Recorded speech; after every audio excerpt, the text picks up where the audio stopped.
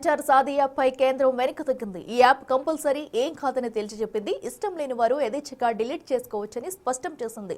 భారత్ లో విక్రయించే అన్ని మొబైళ్లలో ప్రభుత్వం రూపొందించిన cyber security app Sanchar Saathi default గా అందించాలని కేంద్ర మొబైల్ తయారీ సంస్థలను ఆదేశించింది. దీనిపై సోమవారం రాత్రి పిఐబి ప్రెస్ నోట్ సైతం విడుదల చేసింది. ఈ ఆదేశాల అమలుకు 90 రోజుల గడువు ఇచ్చిన కేంద్రం ఇందుకు సంబంధించి 120 రోజుల్లో నివేదిక ఇవ్వాలని ప్రెస్ నోట్ లో స్పష్టం చేసింది. దీనిపై విపక్షాలు గగ్గోలు పడుతున్నాయి. దీంతో మంగళవారం తిరిగి కేంద్రం వెనక్కి తగ్గింది. ఇది తప్పనిసరి కాదని వెల్లడించింది. ఆ యాప్ ను డిలీట్ చేసుకోవచ్చని చెప్పింది.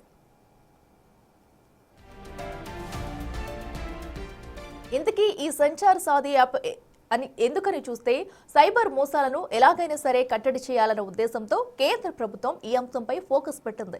దీంతో సంచార్ సాది అని యాప్ తీసుకొచ్చింది. ప్రతి స్మార్ట్ ఫోన్లో ప్రీ ఇన్స్టాల్ ఉండాలని మొబైల్ సంస్థలకు టెలికాం సంస్థ కీలక ఆదేశాలను జారీ చేసింది.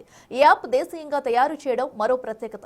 IMEI నంబర్ దుర్వినియోగంపై యాప్లో ఫిర్యాదులు అందుతాయి. పోగొట్టుకున్న ఫోన్ వివరాలు నమోదు చేసే వెసులుబాటు దీని ద్వారా కలుగుతుంది.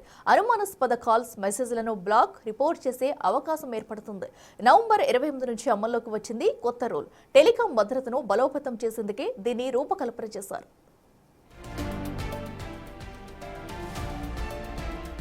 అయితే ఈ కొత్త యాప్పై విమర్శలు చేస్తున్నాయి ప్రతిపక్షాలు. గోప్యతకు భంగం కలిగిస్తున్నారని ఆరోపించారు. కాంగ్రెస్ సీనియర్ నేత కేసీ వేణుగోపాల్ రాజ్యాంగంలోని ఆర్టికల్ 21కి విరుద్ధమంటూ కామెంట్ చేశారైన. సోషల్ మీడియాలో ఈ విషయంపై జోరుగా చర్చ సాగుతుంది. ప్రతి భారతీయుడిని ట్రాక్ చేసే డిస్టోపియన్ సాధారణంగా వర్తిస్తున్నారు. దీన్ని పెగాసస్ ప్లస్ గా విమర్శించారు కాంగ్రెస్ ఎంపీ కార్తీ చిదంబరం. ఇది నియంతృత్వానికి నిరసనమన్నారు ఆదిత్య ఠాక్రే.